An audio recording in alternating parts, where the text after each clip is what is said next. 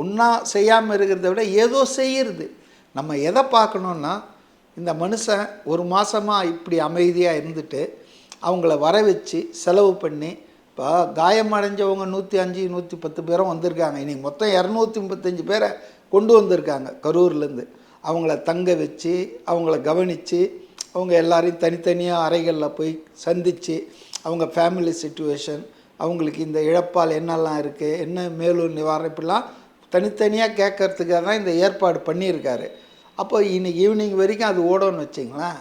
இதை தான் நான் பார்க்குறேன். அவர் எங்கே சந்திக்கிறார்? இப்போ உதாரணத்துக்கு கவின் கொலை செய்யப்பட்டார் இல்லையா நெல்லையில், ஜாதி ஆணவ கொலையால் ஒரு உயர் ஜாதி பொண்ணை காதலிக்கிறாருன்னு.